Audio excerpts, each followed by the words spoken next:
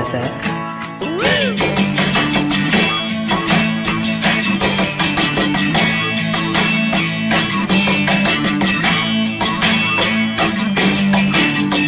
Once again, here is Drinking and Talking Fantasy Football with your hosts, Dustin Lunt and Jake Trowbridge. Hey, welcome back to DTFF, everyone. Happy Mardi Gras. It is Fat Tuesday up in here as we are live and recording. And I'm sad I'm not at the Mardi Gras. I'm going to be honest. The wifey poo is out there enjoying it with her sister and her husband. I unfortunately had to stay behind, but that means we get to do a show. Otherwise, we would not be recording. We'd be off. So silver linings all around today here, Jake. Wouldn't you agree? I would agree very wholeheartedly because I don't like to think of myself as chopped liver. Although in comparison to the Mardi Gras, I understand how I would be second of the choices. But hopefully by the end of this episode, I convince you that it was actually better for you to stay here than to go to Mardi Gras. Let's see if I can do it. Good luck with that. I'm going to tell you right now, the answer is no. You have to be open. Be open-minded, Dustin. Okay. Just let me lay this out here. One episode of DTFF, which I love right here in my heart bone. It's one of my most favorite things in the world.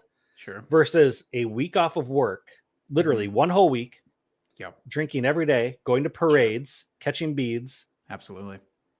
Eating lots of amazing Cajun food. You betcha. I don't think it's going to compare. We'll see. We can revisit this at the end of the episode and see what happens. But I'm just going to throw it out there. I'm going to make a bold prediction here and say it's not going to compare. All right. We will sort this out at the end of this episode. But I am excited, if for no other reason than, there's a lot of negativity going on in the world. Obviously, we're not going to get into that. We're going to do the opposite. We're going to celebrate some good things on this episode. A little pat on our backs. We're not going to hurt our elbows by patting ourselves on the back this week. Little pats. Let's be fair. We focused on our own misses over the last couple weeks here. So we have to pat ourselves on the back at least a little bit. And, let all of our listeners out there and viewers here know that we're just don't miss all the time. Like we actually do know what we're talking about. Sometimes. So we got to do that. We're talking victory laps, just little ones this week.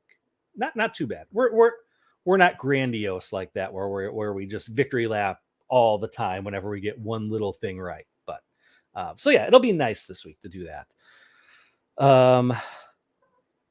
Any news you want to talk about? I don't know that there's been much out there. We're in the thick of this whole news cycle where it's just try and find any quote basically to blow up into news. And so I don't feel like most of it's worth talking about. The one thing we could maybe talk about if you want is Kyler Murray came out with this pretty obnoxious statement, or his agent did. His behest. And if you haven't seen this thing, first of all, it's in all caps. It's in this very irritating font. It's very, very long. It has Kyler Murray in the bottom corner of it as like a photo of him doing a very weird pose. I don't even know. It's not a football move, so I don't know what he's doing. All of it's weird, and all of it, the too long didn't read version is, hey, pay me, Arizona Cardinals. Extend my contract. Give me a better deal, and we can talk about this next season then. Yeah, obviously I don't feel like there's much there. He's under contract for 2 more years. I think the Cardinals have the rights. So they don't have to, since he's under his rookie deal. It's not like he can sit out a season because he needs the time to accrue to roll over his contract. So while he could sit out, what is it, like 6 weeks or 8 weeks or something for the season and still come back and have the contract accrue a year, I don't see him doing that, honestly. So and his safety net even fell away today. We, of course, are not a baseball podcast, nor would we ever want to be. But there was the big owners players final deadline meeting today, and they did not come to terms for this upcoming baseball season. So Kyler Murray has always had baseball to like at least use, kind of like how Right. Russell Wilson used to once upon a time. Like, if I don't like how things are going in football, I'll just go play baseball. Well, haha, now you can't do that either. So joke's on you, Kyler. That's right. And I guess the only other news that I saw today, that the Giants are open to basically cleaning house and, open to trading pretty much anyone, including Saquon, which I don't think would ever happen. Let's be honest. He's kind of the cornerstone of their offense right now. But interesting to see what will, if anything, comes of that, I should say, as the offseason progresses. I know they gave that big money contract to Kenny Galladay last year. So just something of note to kind of keep an eye on. And you know what? If we ever need to fill up time on one of these podcasts, we will speculate wildly about it. But tonight is not that night. We have things to discuss here, Dustin. And I think most importantly, of course, is what are we drinking and what are you drinking? Because this time we're each doing our separate thing. Yes. Yeah. As I was, we were talking right before we went on live here. I've had a rough start to the week work-wise. So I was not in a beer mood by any means. So I'm drinking wine. I'm drinking a Cab Sav this evening. I love my wine. I love drinking wine, love red wine. So I was one of those, I'm like, I need to crack into a bottle and just enjoy some wine this evening. So yeah, I'm drinking a nice Cab Sav. Even got it in a wine glass for the show. I'm getting fancy. Put the pinky out even and nice. Just go for it. Yeah. Nice Cabriola Sauvignon. A nice Matt LeBlanc that you're drinking there tonight. That's right. Oh, another Friends reference. That's twice today. Is that two thus far, Shooter? Two thus far. So my wife, so I will interject. My wife called me from Mardi Gras and she said her and her sister and her sister's husband were playing the game of what characters would we be in Friends? Oh, sure. Who hasn't done that? And have you decided who you would be? Well, I thought for sure I would be Ross, just as like kind of the nerdy, very serious guy. Very studious. But did they give you Joey? No. That's Brent, okay. My brother-in-law. That's Brent. He's Joey. Okay. But then they said that I was like not a major character. So I was like, don't tell me I'm Gunther. I go, at least say I'm Fun Bobby. I go, I want to be Fun Bobby of all people. Well, how rude. How quickly would you have to file for divorce if she had called you Gunther? I think that would have had to be almost immediate. That's rough. So yeah, that was the Friends reference. Now that we've aged ourselves here to the audience, Friends is universal, damn it. Is it though these days? I don't know. Maybe that's probably just old balls me talking here. What are you drinking? I'm drinking this very nice whiskey that I got recently from a friend. It's double oaked, and I've never had a double oaked any kind of whiskey. I don't think, at least. But in any case, I made myself a nice little whiskey sour, which is my drink of choice. So it's Woodford Reserve's double oaked whiskey. A little bit. I do the really low grade version, which I probably shouldn't with this good of whiskey, but I just do a little bit of squirt and a little bit of soda, and I just mix it up, and it's tasty as shit. Yeah. Hey, whatever floats your boat, man. That's all that matters. Yeah, this is all about us today. That's right. That's right. Okay. Well, it's not on the show sheet, Jake, but I do want to pay off another my other beer bet that I have outstanding, just so that I can, as we pivot here after this week from looking backwards, moving forwards, I don't have to worry about paying off any beer bets. I'm putting it all behind me.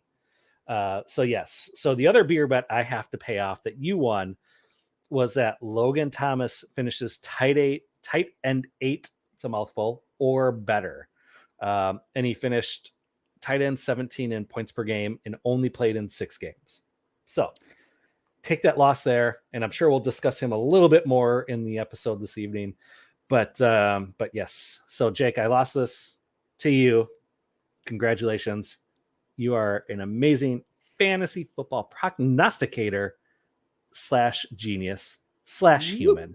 Ooh. Yeah, a little addendum onto this. A little extra. See, I'm telling you, I'm going to convince you this was the best decision by the end of this episode. Again, we will talk about this later, but I applaud you for not even trying to get away with hinkiness on this one, because this is one that could be hinkied. It could be, I dare say. But yeah, you know what? I'm man enough to take my losses when they come, take my lumps, and admit defeat. And that, if he would have been like tight end 12 in points per game, I would have been like, okay, maybe we have something to talk about there, because with injury, he was at least a top 12, but no, he's 17. That's too far down. So I'm not even going to try to make a case for that. I appreciate that about you. And what I'm going to do for you, because I'm such a nice guy, is try and turn your attention to someone who is in a worse situation than you are right now. We are going to try and make ourselves feel better with a drunk trade of the week. Mm-hmm. Oh, you're waiting for me to do the drop. I get that. All right, here we go. Drunk trade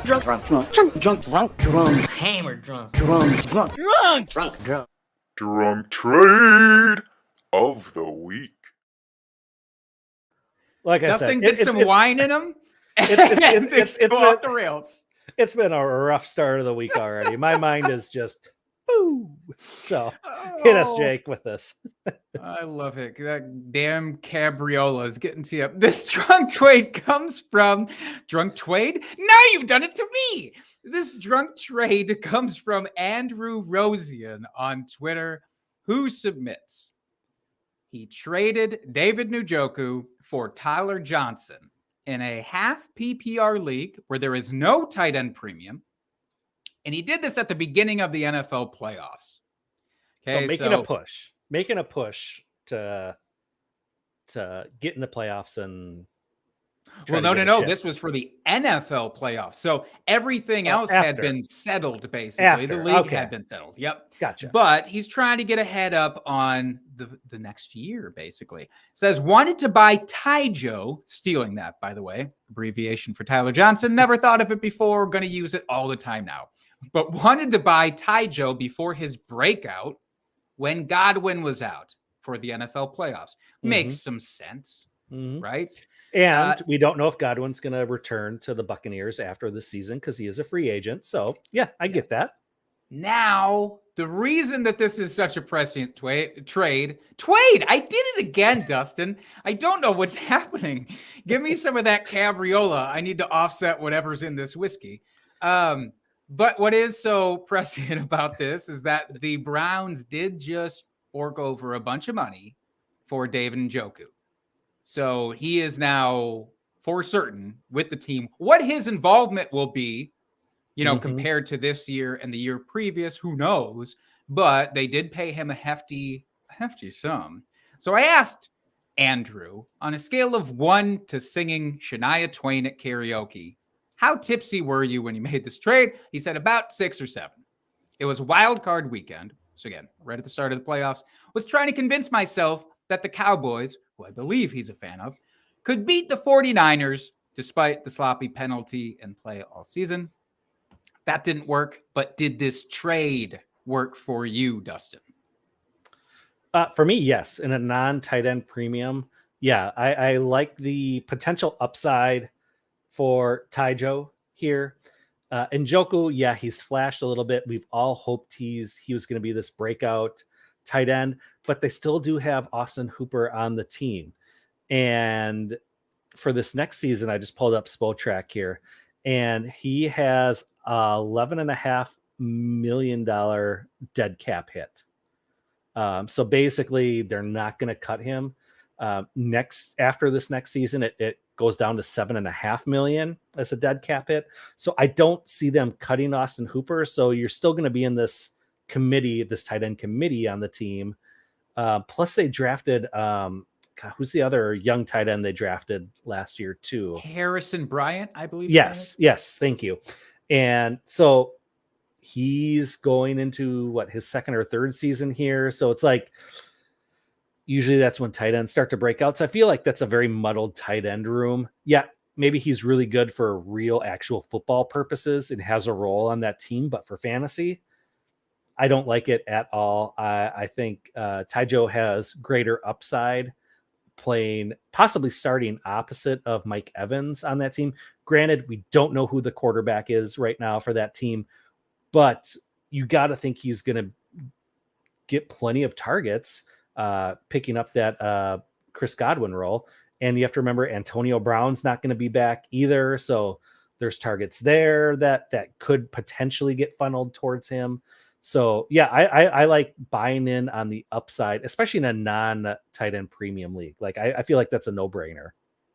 Yeah, I think Andrew was feeling bad about this today just with that news, because anytime you make a trade and then you get like news about a player that could be construed as the positive, that you just traded away, you take that to heart. Mm-hmm. But yeah, I agree with you. I think you made the ultimate point about one, he's a tight end that really hasn't done anything yet through 5 years with the Browns. So is year 6 all of a sudden going to be the year? Maybe. Hey, the 6-year tight end breakout. You know what happens. Woo woo! He's on the Gary Barnidge train. Mm-hmm. That might be the 100th reference to Gary Barnidge on this podcast. I'm not positive, but if it was, I really wish I had balloon settled. But I think going into the 6th year for David Njoku, like you said, with Hooper, maybe he becomes the dominant tight end there out of the two. Okay, what's that really mean for fantasy though?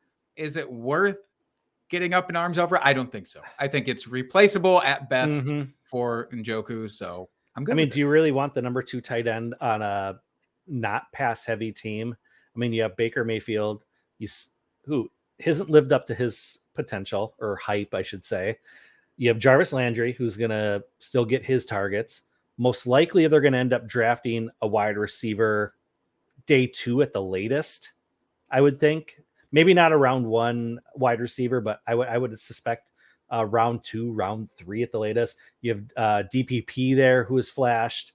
So I don't see where the targets are to go around in this offense to get Njoku enough play where he's going to be relevant fantasy wise. Right. And that's all we care about. We don't care about real NFL for this. So I say hearty thumbs up. One of those big thumbs up, like Walker, Texas Ranger gives at the end of dodgeball. I was gonna say like one of those big foam hand thumbs up that you get at like a sporting event. Perhaps maybe an NFL football game. Perhaps. Oh, I see how you tied it back in. Either way, I think this is one of the better trades that we've gotten. Yeah. For the actual submitter. So.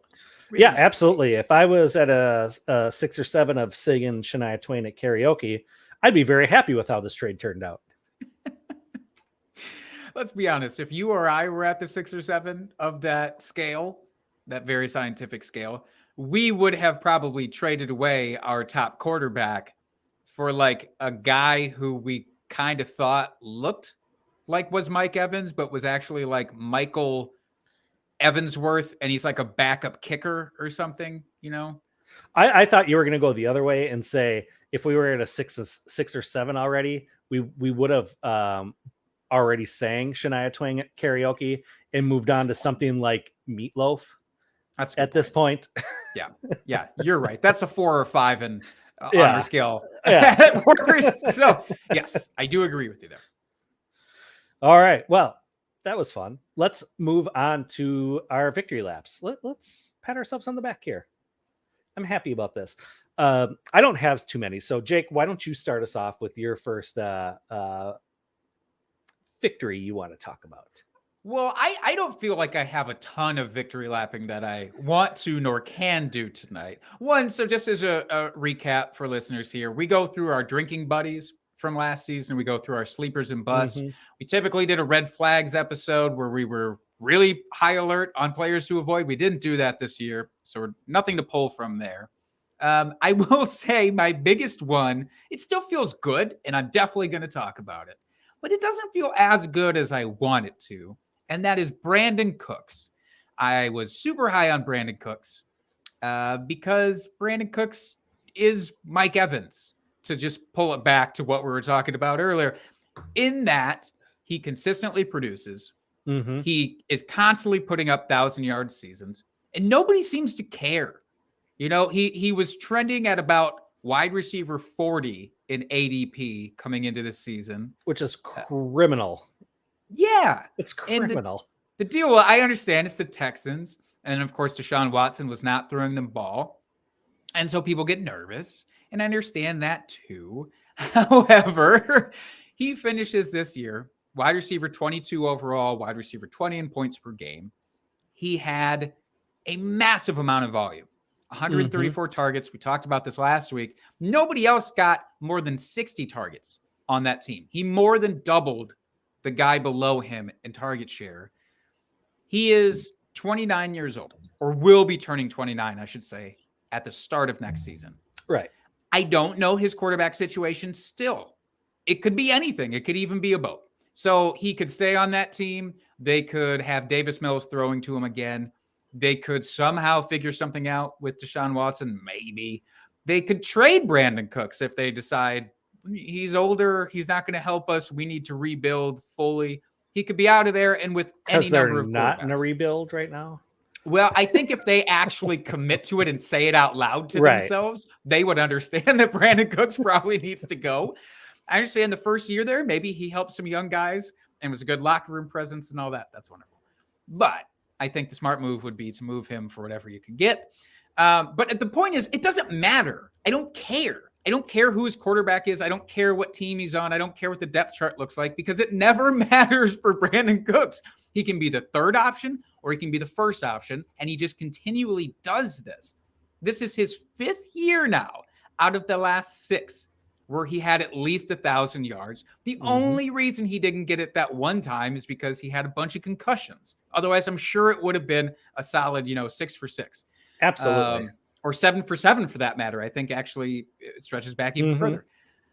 But the point in all of this is, yes, it feels good, but when you're looking at wide receiver 20 in points per game, it doesn't hit you with that like oomph. It would be something if he was a top 12 guy, and then I would throw my elbow out. Right. If he was doing that.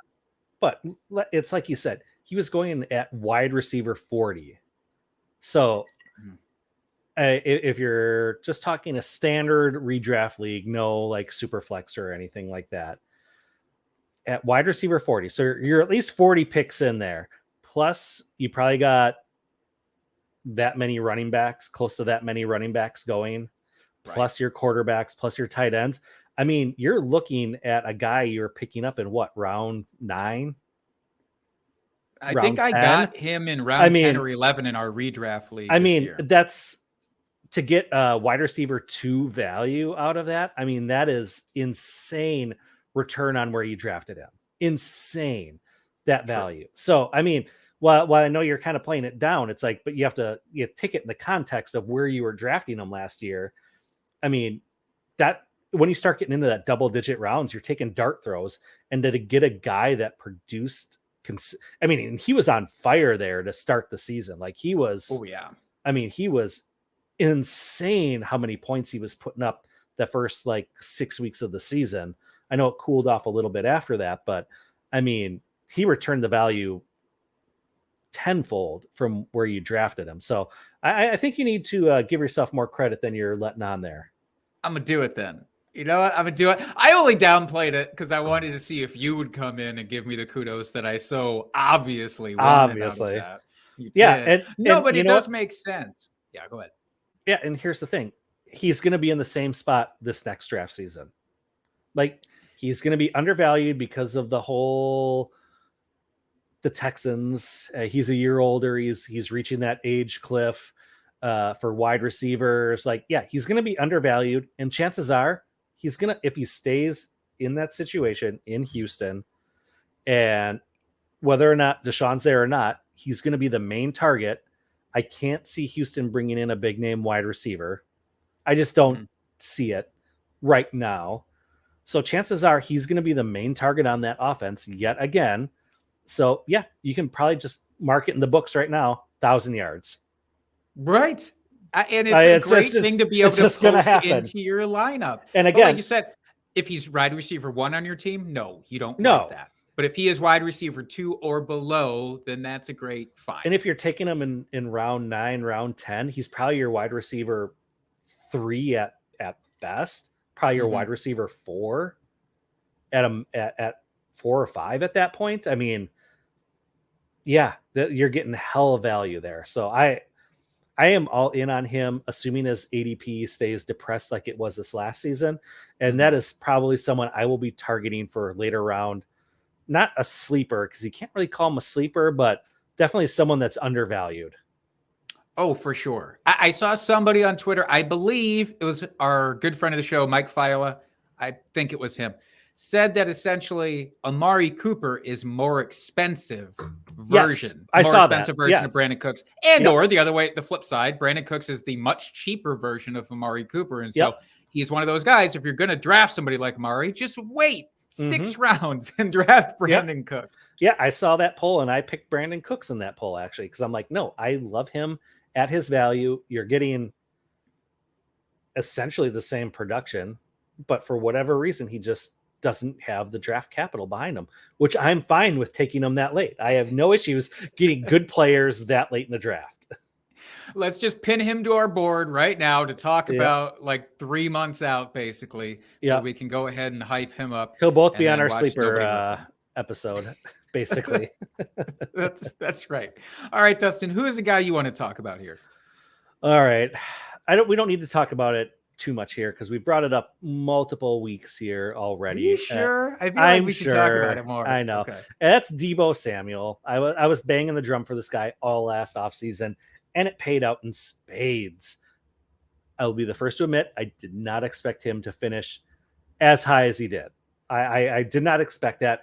I was honestly expecting him to finish high wide receiver 2 in that like 13 to 15-ish range. I did not expect, what was he, wide receiver 3 overall. I mean, I did not. I would be lying through my teeth if I really thought that was going to happen. Am I surprised at that? Absolutely. I am so happy that happened. Just vindicates me even more. But yeah, that's my big win. Debo, he was the focal point of that offense, and I know there was injuries with the running backs. George Kittle was banged up. Ayuk was in the doghouse. So yeah, you can make the argument that just by necessity that he was the guy on the team. But you saw when Kittle came back and he was healthy, and when Ayuk was getting involved later in the season, he was still the focal point of that offense, and they were creating plays to get him involved because he's that dynamic of a playmaker. So will I be drafting him this next redraft season at his cost? Probably not, because I think his draft capital is going to be way too high for what I'm comfortable with.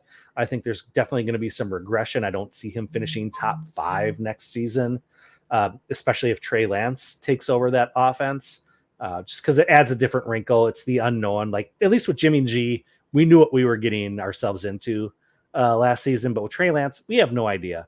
So while Debo is very good, I think the fantasy community in general is too high on him, and we need to temper expectations a little bit. I mean, I could see him finishing like that low end wide receiver 1, high end wide receiver 2 in that range. Hopefully it's just unnerving is all, Dustin, to hear you of all people say that going into next year. I still love him. I really need to heat it. No, I still love him. I don't expect, and I shouldn't be saying this because it just happens every fucking year with the Niners. I don't expect like Elijah Mitchell and Trey Sermon to be injured again this season, even though I know their running backs there in San Francisco are always injured. But he had an insane amount of rushing touchdowns this year and rushes as a running back. I don't see that happening quite to that degree as we saw this year. They kind of had to do that out of necessity to have some semblance of a running game. So I think we'll see some regression there, and that's why I'm not out on him. I'm just down at where his draft capital is going to require you to draft him this next season. That's fair. And I agree with you 100% about the Trey Lance effect. Talked about that. They now have multiple wide receivers and a quarterback who can run it. You know, it's not Debo obviously was the best of that bunch, but you can do similar things. George Kittle has done similar things, not nearly as well. Debo did in his rookie year. And of course, he had injuries that he was playing through at that time too, but he had 159 rushing yards and 3 touchdowns in that first year.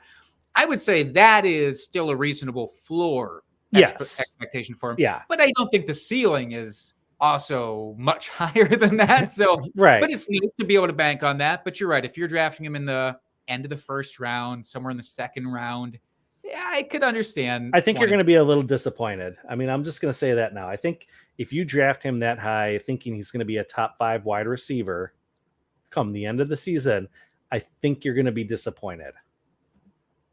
Fair. Well, you know what I'm disappointed in, Dustin, is the fact that skim milk, which is really milk? Which is really milk just pretending it's water, pretending it's milk. Yes. Well, now I'm disappointed in that too. Was that a Ron Swanson? It was. Like a Ron Swanson. It was. God bless you. What I'm really disappointed in, besides skim milk, is my inability to pick out who is going to be even a usable receiving asset in Detroit. So this is only a half of a victory lap. And this is a super technicality. And I listened back to this episode where this got brought up, and this is what I have to say, super technicality. I talked about the Detroit wide receiving core as a whole as being this sleeper group, and basically pick out your favorite guy, whoever you think Jared Goff is going to end up trusting the most, whoever's going to be most versatile, whatever, and go with that guy. I picked a guy. It was not the guy. I picked Brashad Perryman. I was like, I'll take a stab at Brashad Perryman. Oh, I thought you were going to say Quintez. No, remember, I was off of Quintez at that time. I didn't believe in Quintez Cephas for this year in this scheme with those guys. I thought maybe the field stretcher Brashad Perryman for play action, you know, that Jared Goff was so keen as part of McVay's system with the Rams to use, but maybe he would get some work. And of course, nothing. He was injured almost immediately. Tyrell Williams injured almost immediately. And it took a long time for somebody to even break out of this group. But eventually we got to Amon-Ra St. Brown and his breakout at the end of the year. The only reason I'm bringing this up is it's less of a pat on the back because great. I said all these wide receivers at the very end of your draft, just pick one and hope. That was essentially my plea here. I don't feel like I deserve too much credit for that. But what I want to talk about, because we haven't really to this point, is one, do you believe in Amon-Ra St. Brown for next year? Do you believe in his breakout and that he can sustain it? And two, is this a solid strategy going into next year? Let's say just look at the dumpster fire wide receiving depth charts around the league. There's always 3 or 4 teams, very uninspiring. Is it worth it trying to find this guy in your draft, or is it much more prudent to wait a little bit? Don't draft this guy because Amon-Ra St. Brown is going to be there, you know, week 7, 8. It took some time, but wouldn't you rather go to the waivers, or would you rather try and take a dart throw? I think it really depends on where his ADP is come draft season. I feel like his ADP is going to be inflated. Not saying he's not a talented player, because if you listen to what the other St. Browns have to say, is that Amon-Ra is the most talented of the brothers that play football. So I liked what I saw out of him the end of the season here, and I actually have him on a taxi squad on one of my teams, and I'm trying to move him for a first round pick in the Dynasty League because I feel like that's the going rate right now that you can get for him. But you have to remember, Hockenson was hurt, Swift was hurt towards the end of the season, Quintez Cephas was out all year on IR, Perriman was nothing. I mean, he was basically the only show in town. And I'm not saying that as a knock against him. I'm just saying, again, kind of with Debo, we need to temper our expectations because the other targets that Goff would have been throwing to were all out and injured. So you have to imagine some of those targets will be funneled to some of those other players rather than going to him. Now, that's not saying that this offense doesn't take another step forward. I'm assuming Goff will be there again this year. I can't see Detroit spending draft capital on a quarterback in this class because it's not that strong of a quarterback class. So you might as well stick with Goff for one more year and then invest in a quarterback next draft class, which is supposed to be much, much better. So you still have Goff. I'm lukewarm on him. I like what I saw, but I think, again, at ADP, he's going to be too high and too rich for what I want to pay for him. He doesn't peg you as somebody where you go, this was just the truth of the talent revealing itself, and you can trust both the talent and the coaching situation to unearth this. And I get that. And I think that this type of player is more common than we like to admit.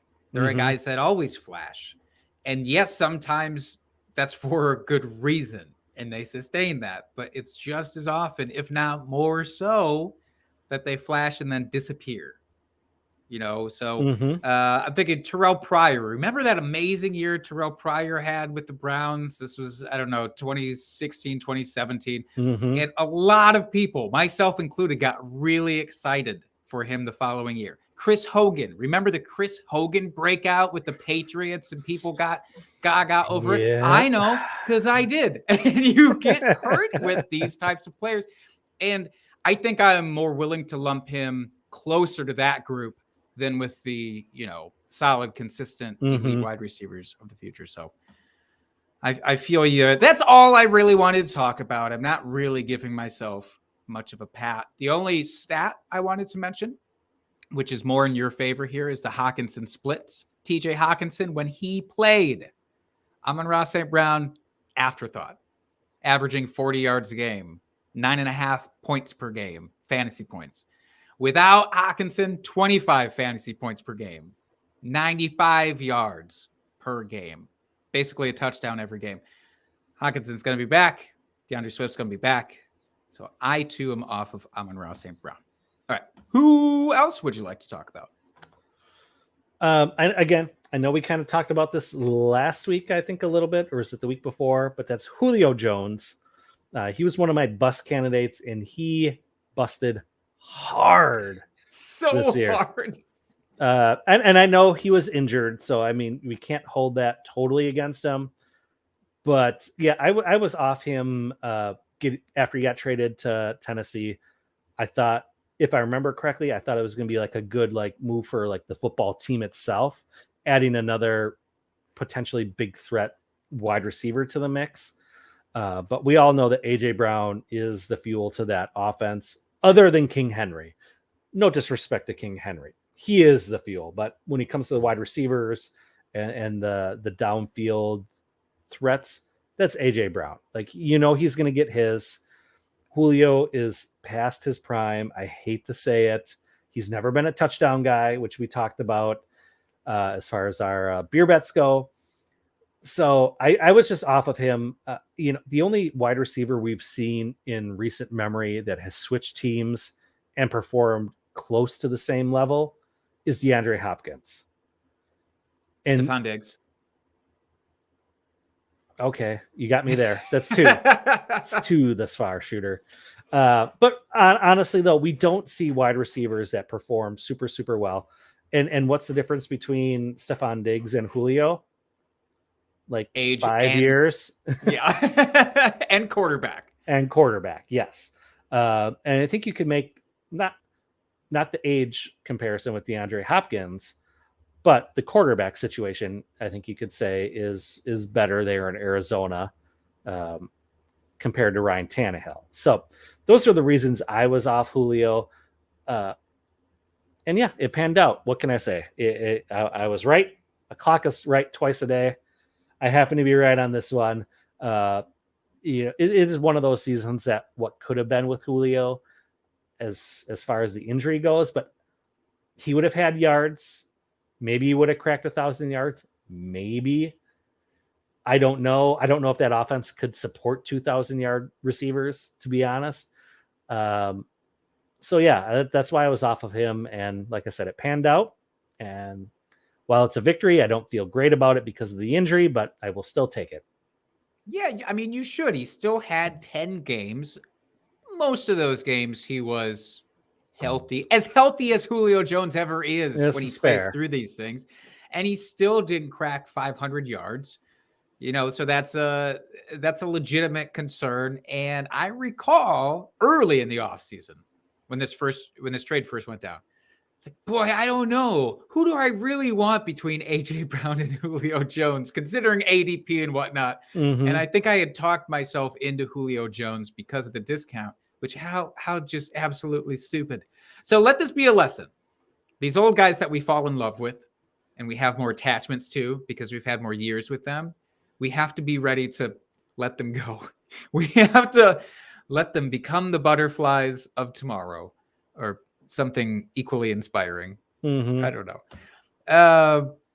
Damn it, Julio. All right, another one I want to talk about here. What I really want to talk about, which didn't come from those episodes, by the way, I want to give ourselves both a pat on the back because we didn't do enough of it in the rankings look back, was James Conner. I recall vividly James Conner versus Chase Edmonds was a thing. Mm-hmm. And I was so excited when in the Scott Fish Bowl, I got James Conner in like round 10.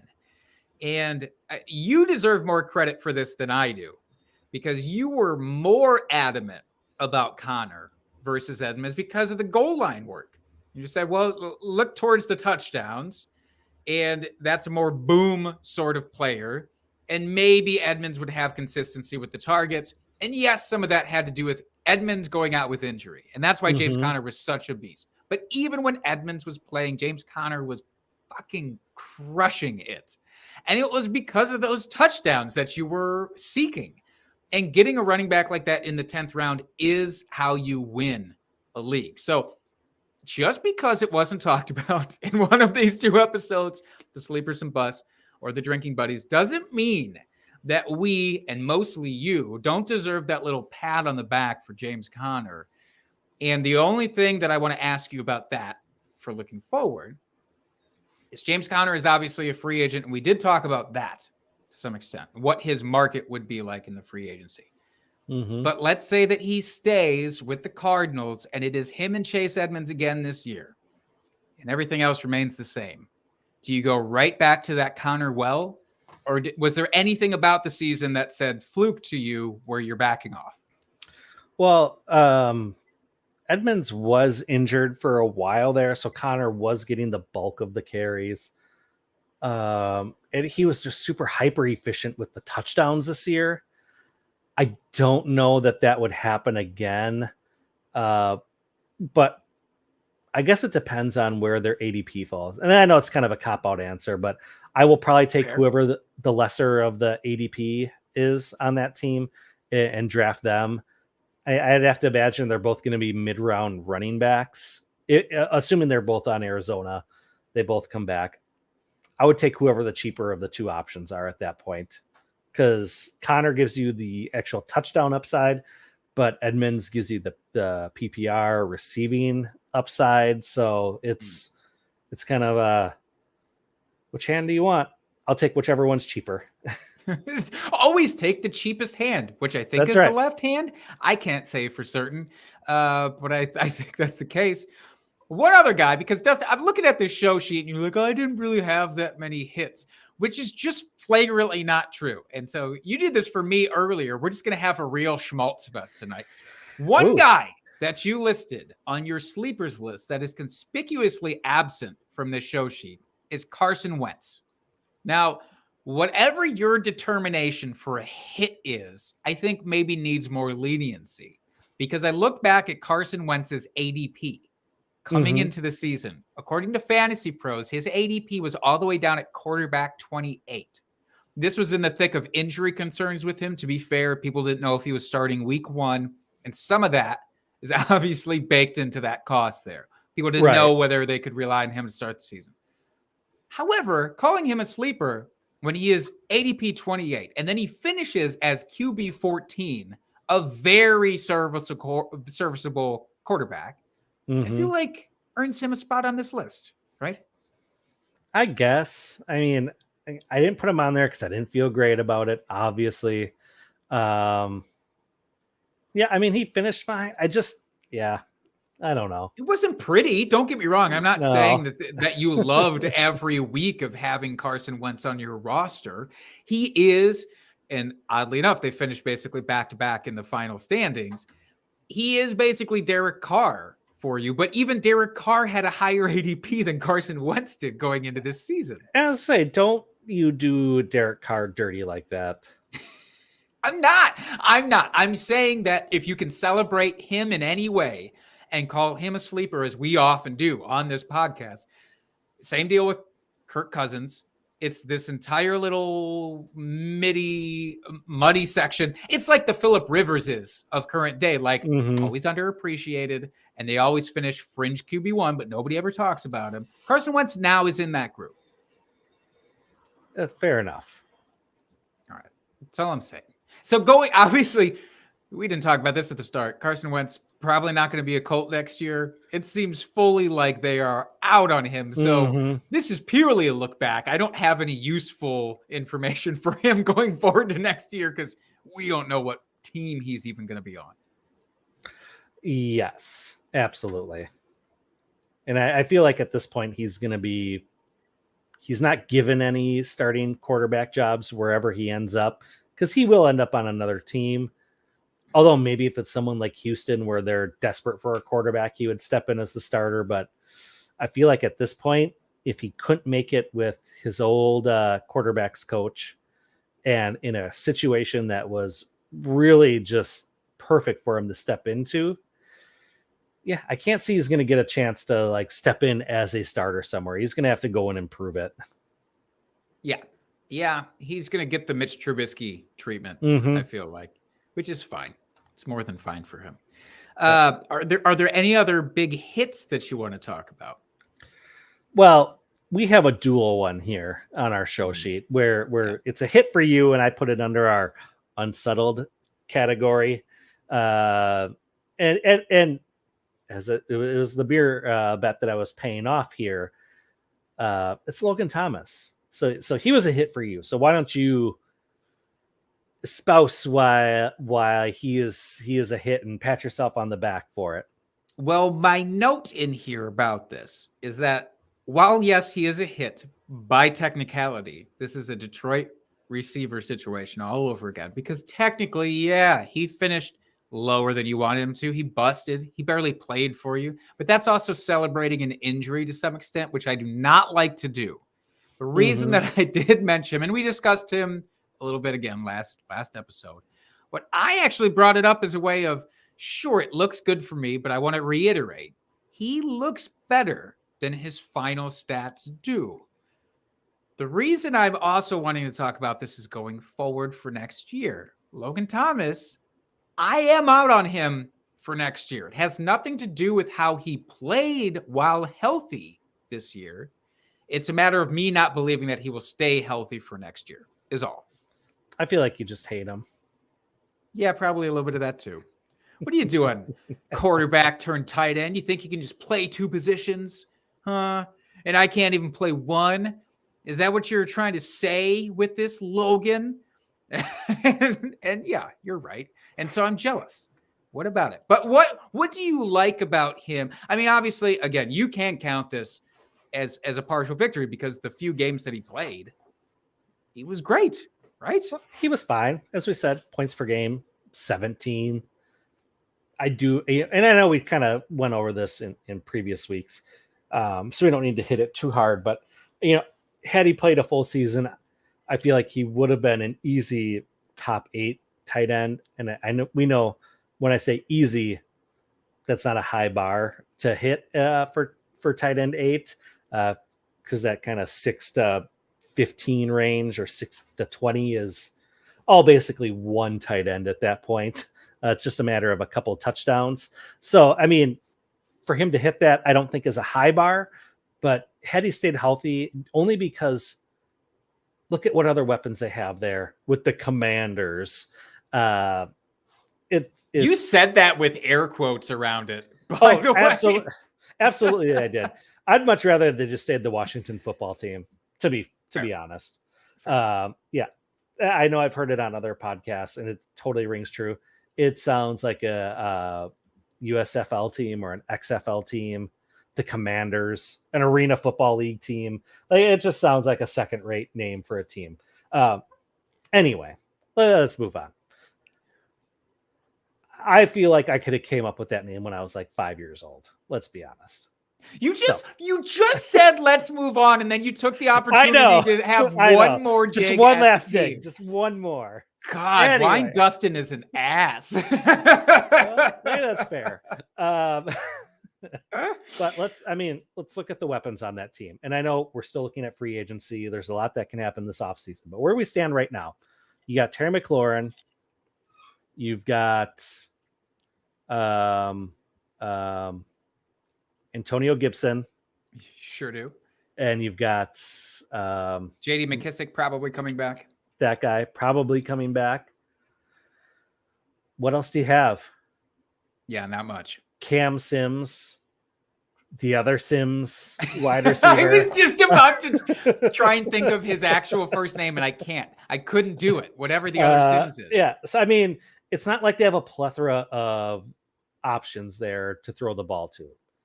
Sure. And I get that. And a lot of times tight ends, when people look at the tight ends to target, they say, is he the second or third target on the team? And if so, let's go after him. Right. And yeah, so that's the reason why I'm still in on him. Am I going to draft him in like the 5th round of redraft? No, because you don't have to take him there. Do it in our league, though. I might. Okay. I might. It can't be worse than the time I took a kicker in the 5th round. So, hey, somebody took Gronk in like the 2nd round this last year. Look how well that paid out. Well, so this is fair. You got to be bold. Fair. With it. That's right. All right. I did want to talk about some of these unsettled ones here. All right. Because there's some that just they hung in the nebulous. We didn't actually get to see how these really played out, but they do bear talking about, I think, to some extent. This first one, not as much, but I just like to bring up his name. It's Ryan Fitzpatrick. I had called him my drinking buddy, my quarterback sleeper ultimate option. And we saw 16 total snaps, and then he got injured. And that's the end of Ryan Fitzpatrick. He's going to be 39 to start the season. I cannot imagine at this point another team gives him a chance to be a starter.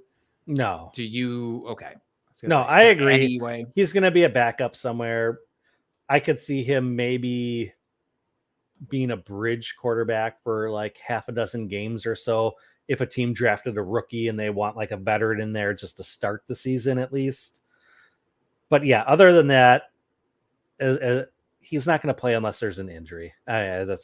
He's as great as he's looked, and as much as we love him, I just don't see it happening at this point. He's been a journeyman quarterback his entire career, basically.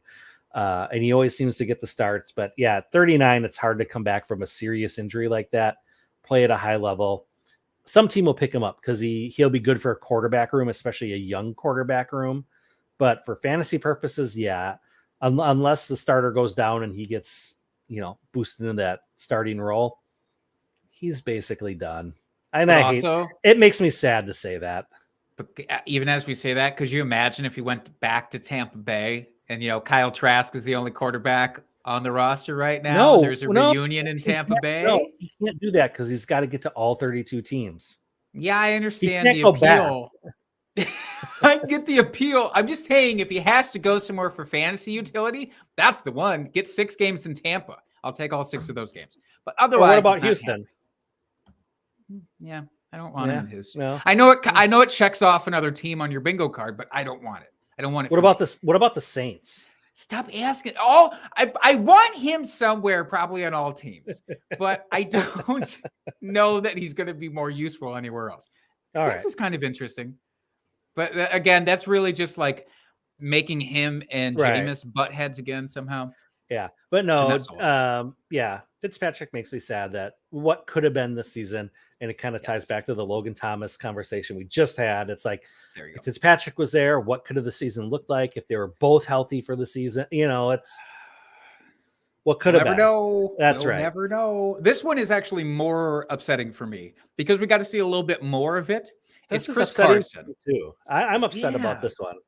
He was my running back drinking buddy. Mhm. And Chris Carson, I was so in on him. I said, he's going to be the best in the NFC. Best running back in the NFC. I thought, foolishly. He played 4 total games. He got injured during the 4th, and then we never saw him again. And we don't know if we're going to see him again, period. I mean, he had a very serious neck injury. So it's like, yes, he could be done after this. Yeah, now there's been talks. Pete Carroll has come out and said, "Oh, things are okay, like he's on track." Right. I don't know what any of that means because I don't trust Pete Carroll. Right. Now he was the running back 14 during his first 3 healthy games before that injury in week 4, and that's fine. RB14 is totally fine, totally usable. Again, small sample size. We don't know what would have happened. If you want to project out, if you wanted hope, this is the hope is Rashad Penny. Because Rashad Penny in the last 5 games, when he took over the Seattle backfield, ended with 671 rushing yards and 6 rushing touchdowns in 5 games. Oh, yeah. Balled out. Crazy. Barely involved in the passing game. It didn't matter. He was the RB1 over that stretch. Now, if you're a Rashad Penny truther, you say, well, that's because he is that talented. And he's more talented than Chris Carson. That's it. That's the end of the story. If you believe in the scheme, then you say, well, Carson might not have done that well, but he could have done well. He could have still been a fringe RB1 at worst, which is where I fall in the argument. Same. We're right here. We're the same on this. My only question then for next year is the injuries concerning. But if he comes back and he says, I'm going to play, and Pete Carroll says he's going to play, and we're going to call him our starter, because Rashad Penny and Alex Collins are both unrestricted free agents. So the real competition there's another couple of tertiary guys, as there is in any backfield. And there is a potential out for Chris Carson this year too. He only has $3 million in dead cap. It's $6 million as an actual cap hit. So he could be on the move or he could stay. But if he stays and Penny and Collins go, are you back in next year if they say he's healthy? If we see that he's participating in training camp and on track to play the season, and they're not limiting his workload or anything in practice or anything like that, yeah, I would take him as an RB2. And I know Penny looked great. I do, but I think the Seahawks have shown their loyalty to Carson. Even though he was a 7th round pick or undrafted, like he was basically undrafted free agent, but he has beat out guys time and time again. And I know Pete Carroll is one of those coaches that says draft capital be damned. And it's more of what have you done for me lately? But I for some reason, I feel like they would give Carson the bulk of the carries should he be healthy. So if he is healthy going into the season, I would not hesitate in drafting him. You are ready to get hurt again. Yes. As am I. My only fear is that they keep both Chris Carson and Rashad Penny because I'm sure they will need depth. I'm sure they will, which is a little concerning. But at the same time, I mean, very small sample size with Rashad Penny, and he's been oft injured throughout his career so far, and maybe he's finally past that and he's healthy. And but how many times do you see the 5th year breakout for running backs? It's rare. It's very rare. And it is almost exclusively due to them coming back from injuries and finally staying healthy. And it's the only option here. Yeah. Speaking of injured running backs, the last one I wanted to talk about that's unsettled, I called J.K. Dobbins a potential bust before the season started. We never got to see him play at all. So we don't know. We don't know what would have happened. But I am here to say he probably would have not been a bust. He probably would have exceeded what I had laid out for him. Because if we saw Devonta Freeman, and granted, he only started 8 games. And his old ass legs. And he's like 90 years old. He had 42 targets over those games. Again, only started 8 games, had 42 targets on the year. That was one of my big concerns with Dobbins. They don't throw to the running back. It's like 5 targets a game. Quick math. That's fast math. I know. That's real good math. And that's an amazing floor, ceiling, both, honestly, for a running back to have. So that basically answered my question about J.K. Dobbins. Because, yes, he's better than Devonta Freeman. You would have to assume. So, Devonta Freeman was RB 30 in points per game from the time he took over as the starter.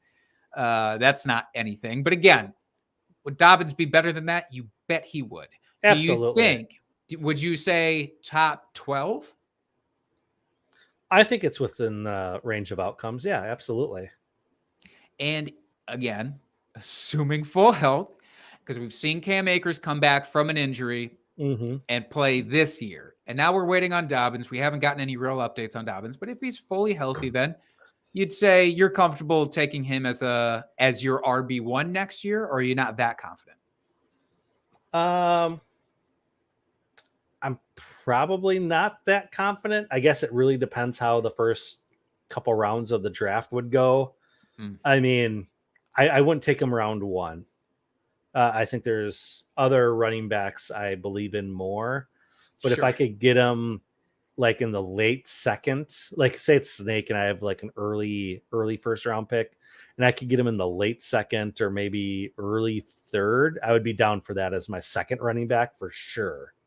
Interesting. I'm very curious to see where his ADP is more than a guy like Cam Akers. I think we know where Cam Akers ADP is going to be. People are so enthralled with him. I think he's going to be very close to that top 12 territory. And I would be out on Cam Akers, I think. I would draft Dobbins. I would draft Dobbins over Akers probably 10 out of 10 times. Maybe 9 out of 10 times. I wouldn't go 100%. But I mean, I never go 100%. I've never been a huge believer in Cam Akers. And I feel like the Rams offensive line is going to get worse this offseason. Rather than improving. So that's why I'm out on him.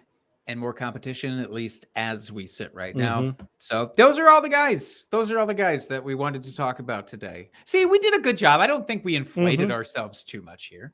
No, absolutely not. Right. But it was nice to give ourselves a little bit of credit here. Little baby. Just to show we're not total jabronis. First of all, I love this word. I love that you're using it. Continue to do so. All right. Well, anything else, Jake, here before we sign off for the evening? No. Oh, wait. Yes. Did I? We talked about the start of the show. I said I was going to make you believe that staying home from Mardi Gras was the better option. It worked out better overall for you. Did I do it? Did I do it, Dustin? Sorry. No. God damn it. Is it because I didn't throw beads at you?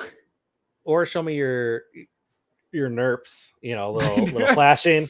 That's action. All I had to do was flash a little nerp? Well, not all, but I mean. That would have got the ball rolling. I should have done that during the beer bet payoff. I don't know what the hell I was thinking. That's on me. No, unfortunately, not much can live up to Mardi Gras. And if you have not had the chance to go, folks, go sometime. And don't do Bourbon Street. Don't do the bullshit Bourbon Street thing that the Girls Gone Wild shit that you see on TV. That is not Mardi Gras. Mardi Gras, you go, it's families, there's kids running around. It's like your normal 4th of July parade, but on steroids, where the floats are incredible. The bands are amazing. Instead of throwing candy, they throw beads and other trinkets. And it's just a lot of fun. There's good food. There's good music. It's very jovial and friendly. It's such a great time. So if you haven't gone, go sometime. We are usually stationed on by the Avenue Pub on St. Charles, so you can look for me there. I'll be dressed up in costumes as I always do when I get back next year, because this is a fluke and I'm not going to miss it again.